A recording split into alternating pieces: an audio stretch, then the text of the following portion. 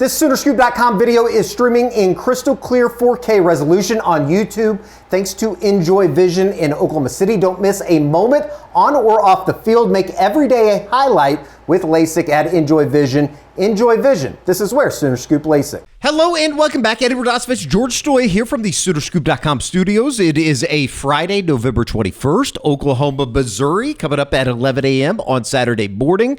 Bo Pribula sounds like he's going to start. Pete Nakos from On3 reports today that he is in line to start. We got a little bit of an indication of that on Thursday night.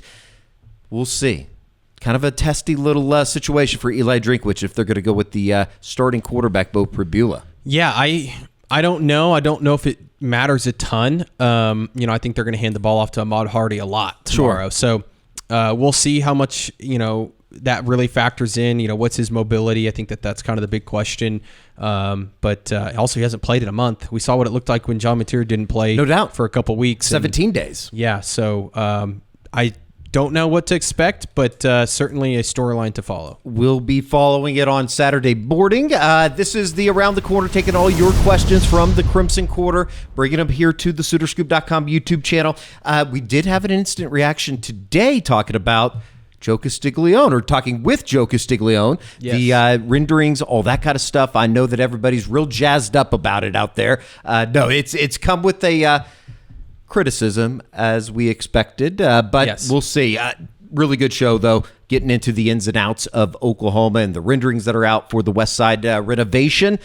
This is more to do with the football team. We'll get into a couple of the stadium questions, though, coming up here as we embark on a final Friday, one more Friday coming in the regular season next week, but it's hard to imagine that Oklahoma now just 8 quarters away from solidifying themselves amongst the college football playoff. Yeah, I know everybody wants to bitch about the stadium renovations, but there is a big game tomorrow. That might be of more importance than something in 2029. Correct. So, yeah, it's huge, and, they have something sitting in front of them where they could make this season extremely special, getting to the college football playoff, something that I think a lot of people didn't know was possible before the season, and certainly after losses to Texas and Ole Miss, I don't think anybody thought was possible. Sure. So this run they've been on has been pretty fun on the road, and now all they have to do is take care of business at home against 2 really good opponents. They're going to have to play well, but if they do that, then they're going to be in the college football playoff. A couple really good stories on Soonerscoop.com right now. You obviously had the story this morning about the West Side expansion, or the West Side, I guess it's not an expansion, it's more of a decrease. Either way, it's a renovation. You get the idea, but there is certainly tremendous amount of opportunity, and I think that's the best place to start because it is a question about the last 2 games of the season and Oklahoma's opportunity that is in front of them. Johnny D, 89, simple question: are we winning our last 2 games to make the playoffs, Georgie?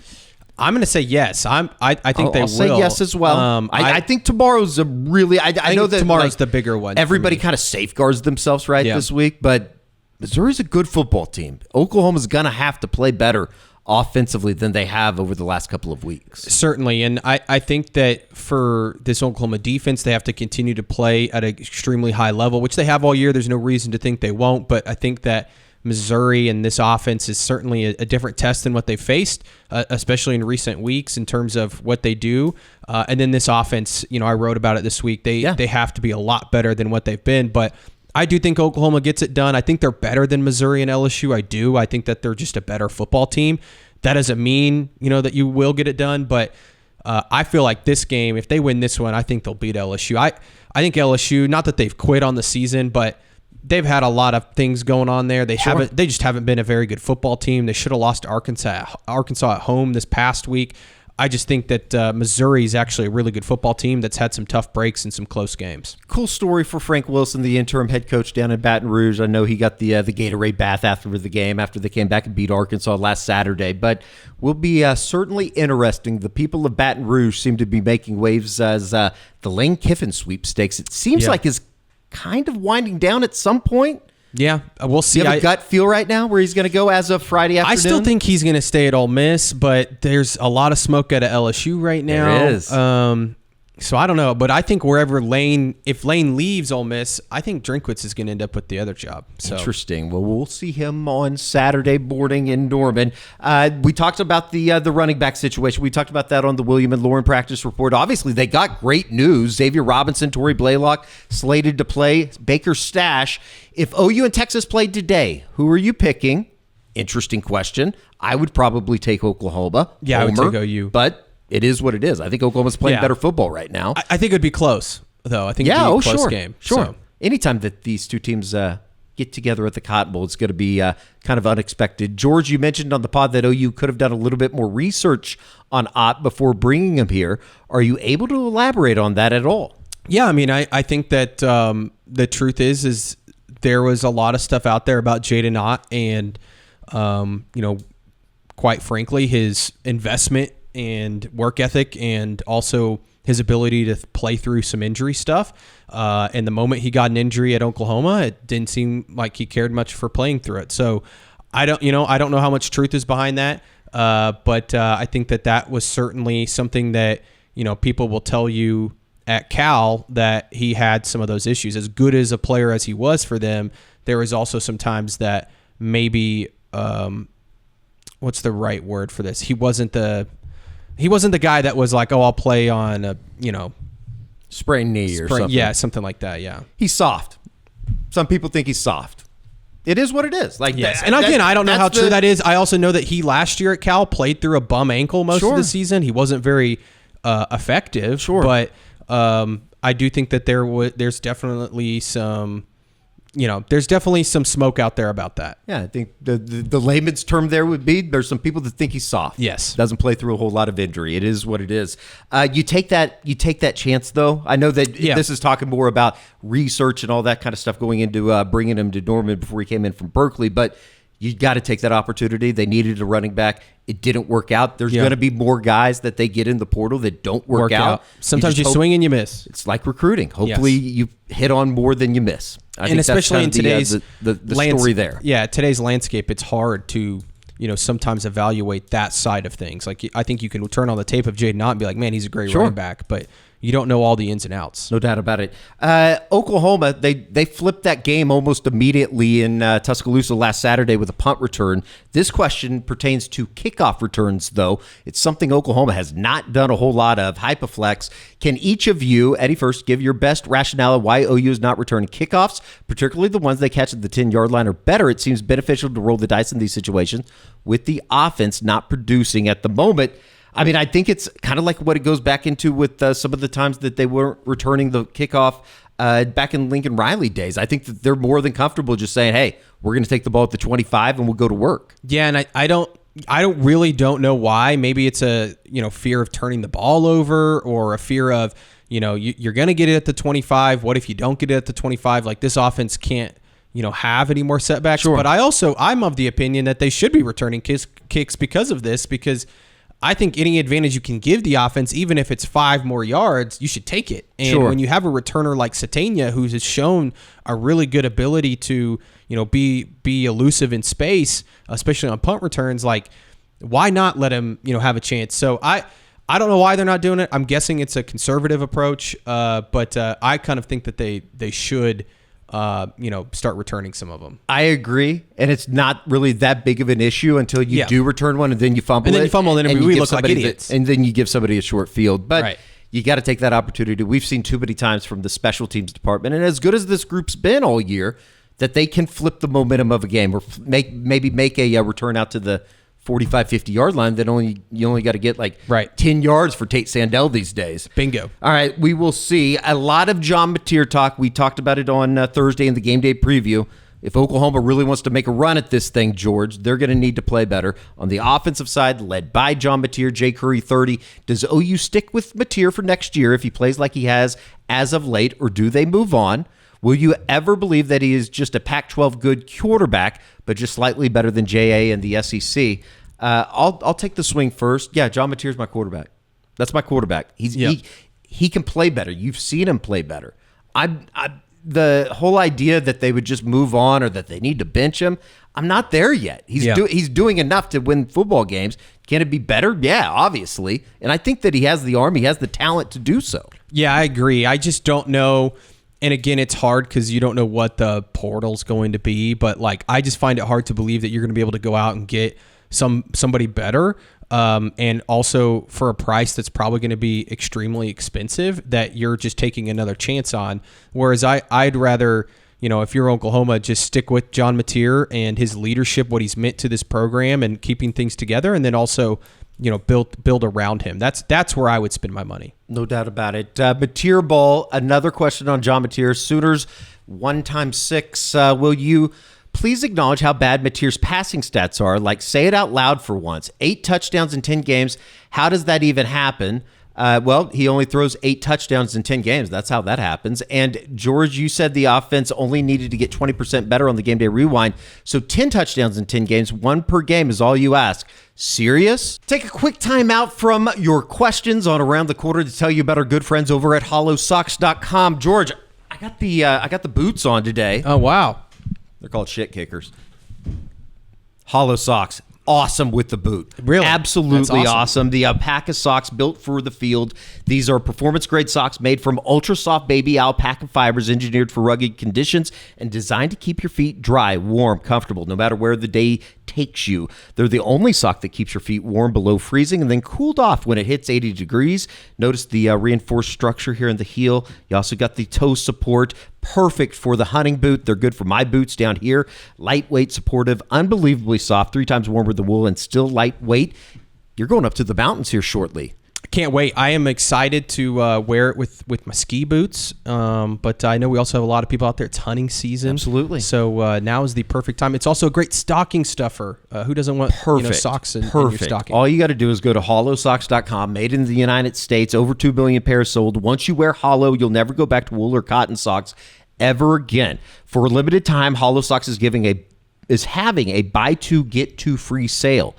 Buy 2 get 2 free sale. Head to Hollow Socks today to check it out. That's hollowsocks.com for up to 50% off your order. And after you purchase, they're going to ask you where you heard about them. Tell them the boys from Soonerscoop.com sent you. Thank you to our good friends over at hollowsocks.com. We also want to tell you about our good friends, our very good friends over at Lucy. Lucy, the 100% pure nicotine, always tobacco-free. Also have the Lucy Breakers, nicotine pouches with an extra surprise. Each pouch holds a capsule that can be broken open to release extra flavor and hydration. Set yourself up with a subscription and have Lucy delivered straight to your door. That's what we do here at the Soonerscoop.com studios and offices. Lucy.co/Soonerscoop. Promo code Soonerscoop. What's it going to be? The 4 milligram, the 8 milligram, the 12 milligram if you're a big boy. Wintergreen, apple ice, espresso, cinnamon, mint. Plenty of flavors to choose from.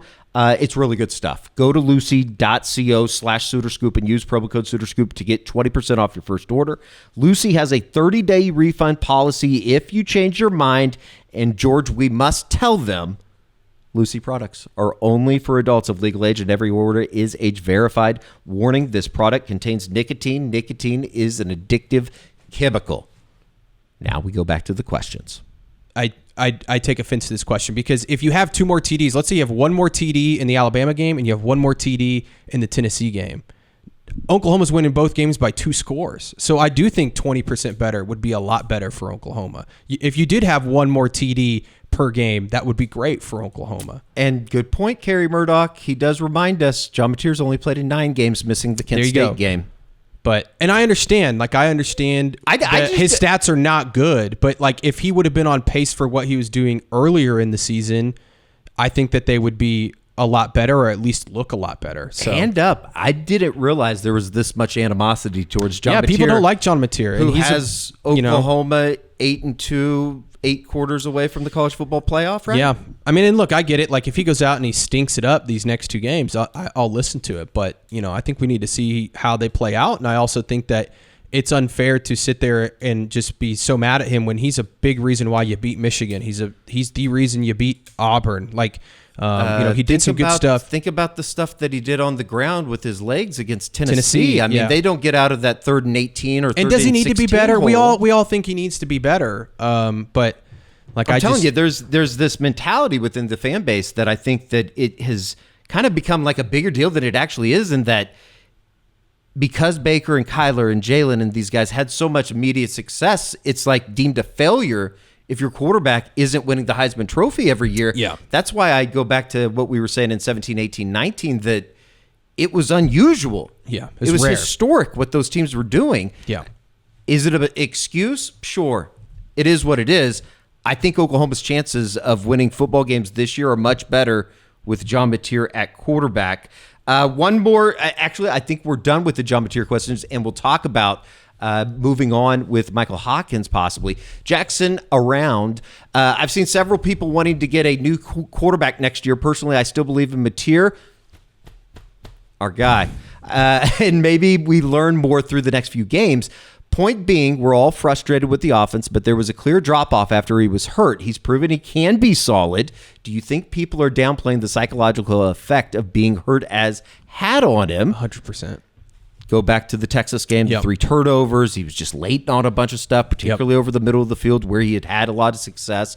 With our defense being just as good, what kind of numbers would he need to put up in 2026 for OU to win the national championship? Probably, it would need to be more than 20%, like I said earlier, but I think that it's not much higher than that. Like if it's, 40% better and you're throwing, somewhere in the range of 20 touchdowns Sure. next season, I think you can compete at that level. I really do. And I think some of it also is not just passing touchdowns, but rushing touchdowns and, efficiency in terms of moving the ball at a higher rate than what they are right now. I don't think it's just, what is Mateer's stats, but if he's somewhere around 20 touchdowns next season, I would think Oklahoma's in really good shape. I feel like we're just making excuses for the guy, but I don't think he's been that bad. No, I think he definitely struggles to see the field at times. He's inaccurate at times, but then other times you see him, you're like, dang, that's a heck of a throw. Sure. Or man, he looks really good there in the pocket, or he scrambles and he makes a play. And some of that stuff hasn't been there since the injury, and you wonder, like the poster just said there, like how much of that is the psychological part of it. I think it's a large part of it. There is a segment of people that want to see more Michael Hawkins. You saw him make the start against Kent State, AD Boober 30. Does Arbuckle open up some Hawkins packages with his red shirt still intact? I know he had some effective 2 quarterback concepts at Washington State. We saw the video right when Ben Arbuckle was hired, had Cam Ward out there alongside John Mateer. Certainly interesting. And with 2 games left in the season, his red shirt is preserved, what they wanted to do at the beginning of the year. I think that you could see Hawkins with 2 games left, and I don't have anything to back this up. I haven't heard anything, but it would make some sense to me because this offense needs a spark. You could run a trick play with him. You could run some quarterback run game, so you're not just running Mateer into the ground. And obviously he has the ability to throw, so defenses are going to have to respect that as well. They can't just be like, oh, well, Hawkins is in the game. He's going to just run the ball. That's when you could catch him off guard and throw it. So I do think there's a chance you see that. I think that obviously the plan was to preserve his red shirt, and now that he's only played in 2 games, there's 2 games left. The playoff wouldn't count towards that either. Right. So I certainly think there's a world in which we could see Hawkins, and I'm very curious, like if Mateer were to lose his helmet, which has happened a couple times, and Whit Neubauer has come in, I would now assume it will be Michael Hawkins because they wouldn't be burning his red shirt. Yeah, and I think that just the element of, okay, they're going to just turn around and hand the ball off like they have when Whit Neubauer has come into the game would maybe be different. It'd maybe be different with Michael Hawkins. Maybe you could keep it a little bit. One more Michael Hawkins question from Bumasuna. Do you feel like Hawkins is in a spot where he just wants to leave for a starting job even at the G5 level? Because of that, his options, unless the coaching staff is out on him. I feel like financially it makes more sense to bid and keep him, hope he develops instead of paying to get someone to come in next year as the backup. That feels more sustainable and better process than betting on finding a Chambliss, obviously talking about Ole Miss quarterback Trinidad Chambliss, in the portal as a backup. Yeah, I just don't think – I think Hawkins will have better options than G5. Like I think there will be Power 4 schools that would be interested in having Michael Hawkins. I don't know – who that is. Maybe there's some schools in the SEC. I think certainly, in the Big 12, there would be some schools that would love to have Michael Hawkins. I think that he'll have better opportunities than that. And so that said, I just don't think you're living in a reality. I mean, maybe he would want to come back. Maybe he'd want to stay and stick around and continue to develop. And he's a program guy. Like I think that that doesn't sound like a crazy idea to me, but I also think if he's a guy that really wants to start and stuff, he could go start for a Power 4 program. So, if you could keep him, that'd be great. That would be awesome. I think Oklahoma would very much be in favor of that, but I think you're more looking at a situation kind of like 2023 for Oklahoma, where you had Dylan Gabriel, Jackson Arnold, the true freshman, was the backup. Next year, you have John Mateer and Bo Bentley's the backup. Sure. I don't know, though. As of right now, that kind of sounds and like I think what Whit Neubauer, they like Whit Neubauer too, so I think he's a good depth piece, but I don't think they would be like looking in the portal for another quarterback if Hawkins left. He's not officially the offensive coordinator at Oklahoma until you get a question like this, and all it says is Arbuckle Heat, what I imagine is talking about a hot seat. 7 Martyr. Is it Martyr? 7 Mary T? Something like that. I've always wondered that, by the way. Let me know. Is Arbuckle feeling the heat or unhappy? He seems a little bit more uptight and curt than early in the season. A lot more quote-unquote canned answers. I don't think he's unhappy. Is he feeling the heat? I mean, I don't think he's on the hot seat, but I do think that he's probably feeling like the pressure, I would say. I think also the thing is, like, these coaches know they have to be better, right? Like, when Ben Arbuckle gets up there and speaks to the media, he knows he has to be better, and so he's fielding questions from all of us media that are basically like, why do you stink? Yeah. And I'm sure he gets a little frustrated from some of that. Is that my laptop making that noise? I think it was. What are you watching? Is that Pornhub? I didn't even think that works here anymore. My volume was off, so maybe that's your laptop. I changed it. Oh, it's your my phone. It's Siri. Like, Siri, okay. Hey, bitch. What was I? Oh, but I think he gets up there and he's taking all these questions. Sure. And, he comes from a place at Washington State where, 9-3 is good enough. The offense that they had was good enough. I haven't gotten the feeling that he's been like more canned answers. I don't think so means. either. I do think though that there's probably some frustration there. Like I think and I don't think it's so much with OU or the fans or anything. I think he just wants to be better. Yeah. And I think he knows that it can be better. No doubt about it. All right, a couple of questions about Javonte Barnes here. Hola, Kyle. What insider information do you have about Barnes? Did he quit on his team? Is he redshirting and transferring? Is he still getting paid? Gosh, I love these questions. I think you like read between the lines. I think that we've talked about it a lot. Ad nauseum, we've talked about it, but I think it looks like he's probably going to transfer, and he's trying to preserve his one final year of eligibility, and I don't exactly blame him for that. If you want to say that's him quitting on his team, I guess you would technically be correct in some fashion. I also think that he's doing what's best for his future. Is he still getting paid? I don't know. I don't see their contracts. I feel like I've said that a lot, but I would just say, just pure speculation on my part, I don't think he's not the highest paid running back on the team. I can tell you that. Yeah, I don't. I don't know what is. I don't know what. No, and I also think that there's some of these contracts have incentives as you have to play in so many games, you have to do so much, to get that money, and I would assume maybe he's taking a pay cut. I have no clue. I don't know the answer to that. Oklahoma's playing in a game 2 wins away from the college football playoff, and you would think that this thing is 3-6 right now. Yes. One more question about Javonte Barnes. Rush 2-1-1-2 sooner follow-up. Does he play in the postseason since those games won't burn his red shirt? Now, that's a good question. That's a great question. And I think it would answer all the other questions, right? Yeah, I wouldn't rule it out. He certainly strikes me as the type of guy that would play and try and help Oklahoma. Like, I think he really does love OU.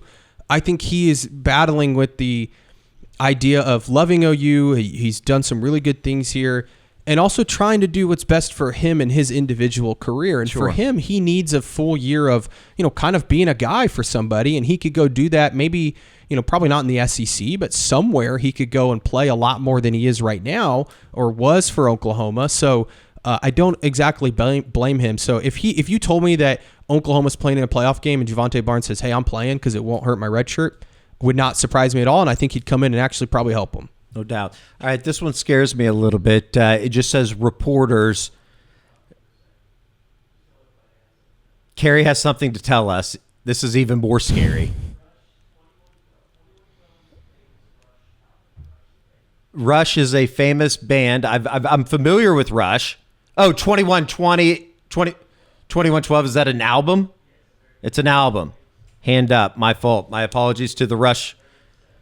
Oh, okay. Well, my apologies to the Rush banned and Rush 21-12 We should edit sooner. this out. I'm sorry. Whatever just happened in the last I'm 30 sorry. seconds, we should definitely I know a couple of edit this Rush out. songs. Does that count? I couldn't tell you what they are, but I've heard of Rush.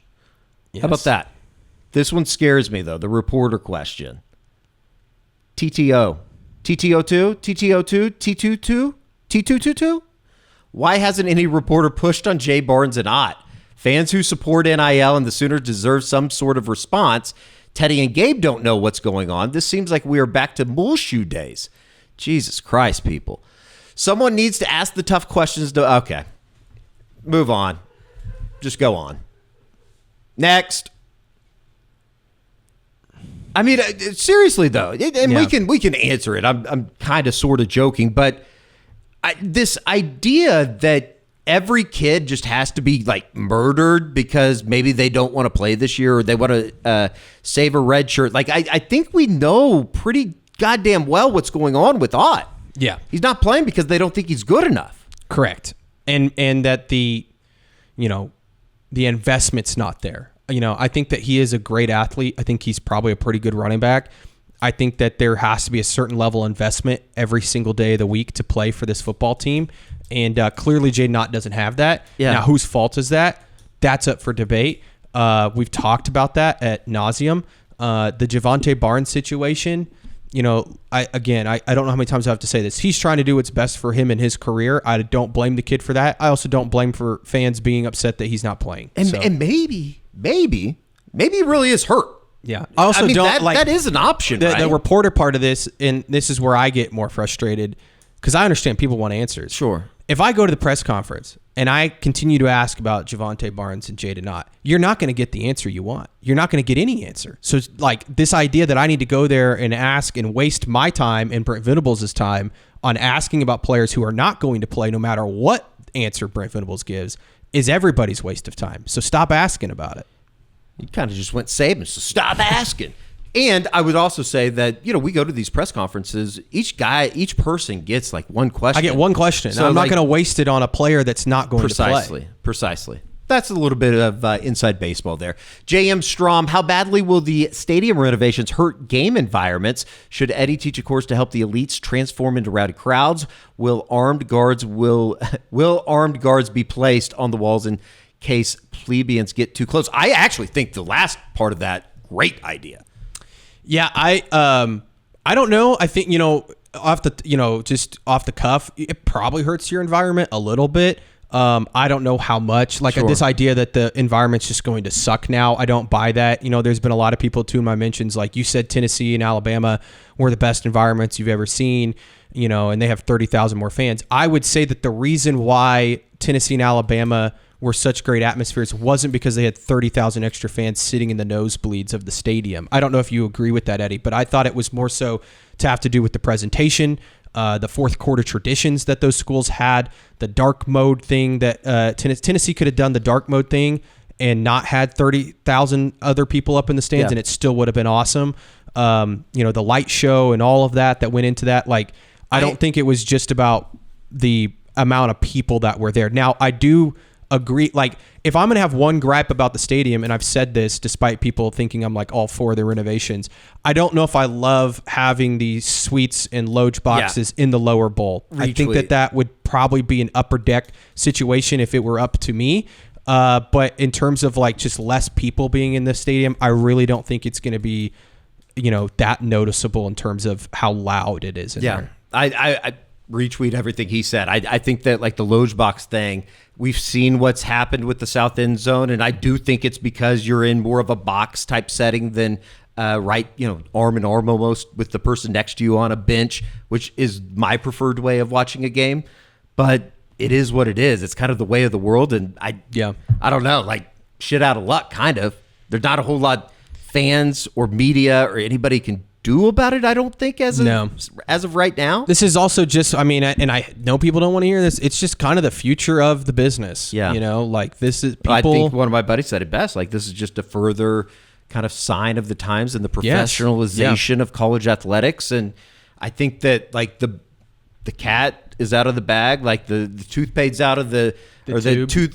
Like it just, it's not going back the other way. Right. So now you either adapt or you get left behind. And yeah, I don't know. There seems to be a lot of people on the board, though, that think if enough people complain, they'll change it. I just don't think that's going to happen. I think there's too many people backing this with a lot of money. But sure. Maybe all these people can show up and protest the Board of Regents. That would be great content. I'll protest with you. How about that? Have some fun with it. All right. Atmosphere. We just did that one. Let's go to Chavez versus football. Okie Heel, which happens first within the next 4 years. The great phenom freshman Aaliyah Chavez and the women's basketball program make it to a Final Four, or OU makes it to the semis in the college football playoff. That's a great question. I don't know. What do you think? I think I would lean with football. I think so too, just because basketball, here's the thing with the women's team, for those that maybe aren't following it closely. The gap between UConn, UCLA, Texas is a lot bigger, I feel like. They have, maybe some of the these teams have like multiple Aaliyah Chavez. Yeah. But also I think that the thing for this women's team, they only have 11 girls on the team. Sure. And, 4 of them or 3 of them are going to graduate and 2 of them are their best players after this season. So Ginny and them are going to have to do a really good job of kind of rebuilding after this season, or I guess maybe not rebuilding, but retooling in a lot of ways. You're losing Reagan Beers, you're losing Peyton Verhulst. Like, the year to make the Final Four might be this year for the women's basketball team. Now in, 2 Beers years. is a big part of that whole thing, because going up against like a Lauren Betts, the girl from UCLA, you have to have somebody that can match the physicality of some of these teams in the front court. Yeah, and I think that, in a couple years when Chavez is a junior and senior, maybe then, the way it's built and they have some young freshmen. You can build around Chavez, maybe get a 5-star. But I would lean football. I think football's got, if they can finish out this season strong, they're going to have a lot of momentum. I think they're going to have a good shot next year to be one of the top 5 or 6 teams in the country and possibly make the semis, depending on what draw they get in the playoffs. Have you given up on this year? No, I think this year, I wouldn't pick them to go to the semifinals, but certainly if the offense can turn things around, I don't see a team that they can't at least compete with. And much like football, same could be said for basketball too. A lot depends on the draw you get, the matchup, what last teams year are in your bracket. They were the last 3 seeds, so they got UConn, who was the best 2 seed, and it was like, well, you're not going to beat UConn. No doubt about it. All right, playoffs are on the mind of a lot of people right now. Bob Scoops, he could be Scoops' uncle. How about that? Does the playoff need expansion, or is the 12 number perfect for now?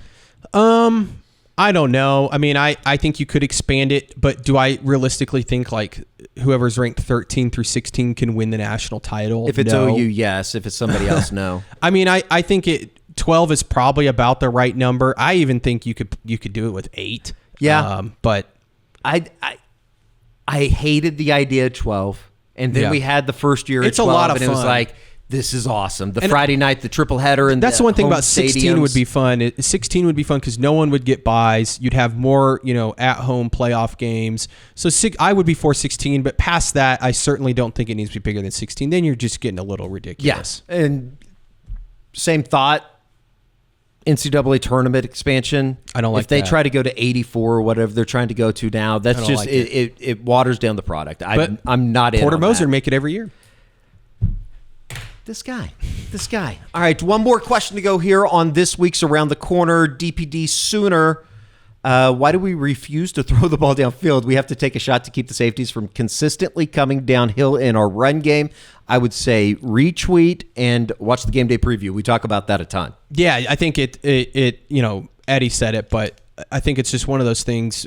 OU's being very conservative on offense. It's clear. It seems like it. I don't know how much that has to do with Mateer being injured or not, but it just feels like they're leaning into, hey, let's just not turn the ball over. Now, I do think you're going to see them try and take some more shots. I think that they know that. At least they told us all week that they want to be more explosive on offense. They want to push the ball down the field. So we'll see. They might have been lying to us, though. Well, that would be a sin, and I would have to contact the Soul Mission if that was to be the case. All right. For George Stoya, I'm Eddie Radosevich. We'll be back here on the SoonerScoop.com YouTube channel on Saturday afternoon for an instant reaction. We'll get over to the office, record the Eskridge Lexus postgame podcast, and I think for a lot of you, including myself and George and Carrie, Hopefully OU plays well tomorrow. And we're talking about Oklahoma being a game away from really solidifying themselves, punching a ticket awesome.